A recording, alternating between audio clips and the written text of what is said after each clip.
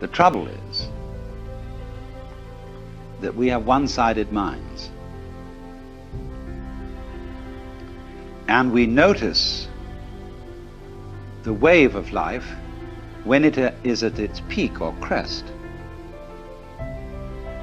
We don't notice it when it's at the trough, not in the ordinary way. It's the peaks that count. Take a buzzsaw. What seems important to us is the tips of the teeth. They seem to do the cutting, not the valleys between the teeth. But do you see, you couldn't have tips of teeth without valleys between them. Therefore the saw wouldn't cut without both tips and V-shaped valleys. But we ignore that.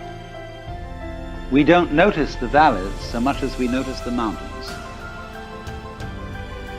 Valleys point down, mountains point up. And we prefer things that point up because up is good and down is bad. But seriously, we don't praise the peaks for being high and blame the valleys for being low. But it is so, you see, that we ignore the valley aspect of things. And so all wisdom begins by emphasizing the valley aspect as distinct from the peak aspect. We pay plenty of attention to the peak aspect. That's what captures our attention. But we somehow screen out the valley aspect. But that makes us very uncomfortable. It seems that we want and get pleasure from looking at the peaks, but actually this denies our pleasure, because secretly we know that every peak is followed by a valley, the valley of the shadow of death. And we are always afraid, because we are not used to looking at valleys, because we are not used to living with them.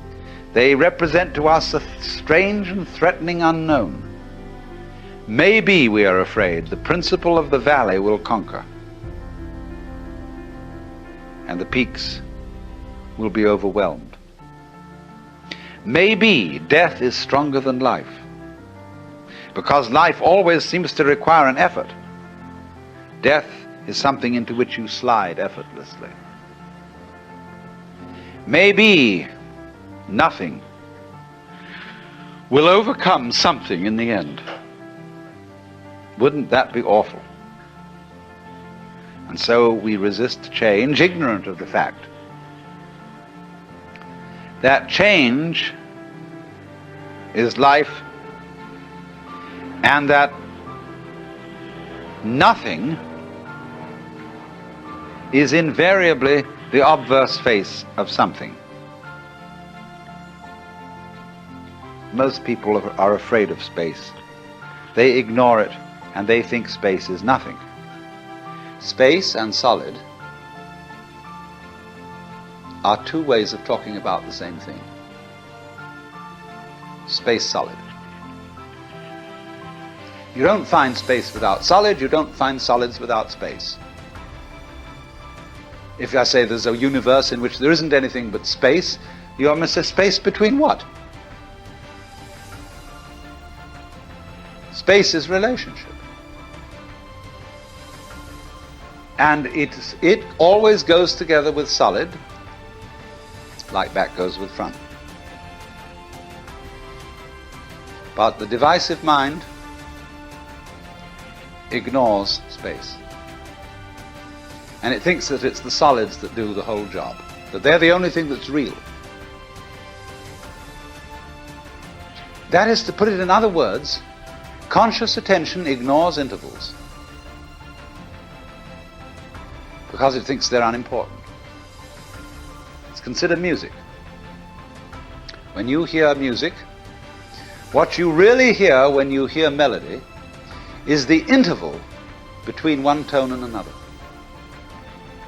The steps, as it were, on the scale. It's the interval that is the important thing.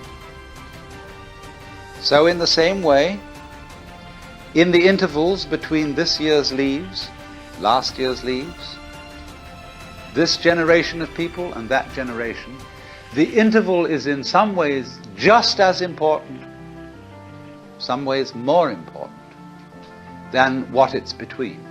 Actually, they go together. But I say the interval is sometimes more important because we underemphasize it, so I'm going to overemphasize it as a correction.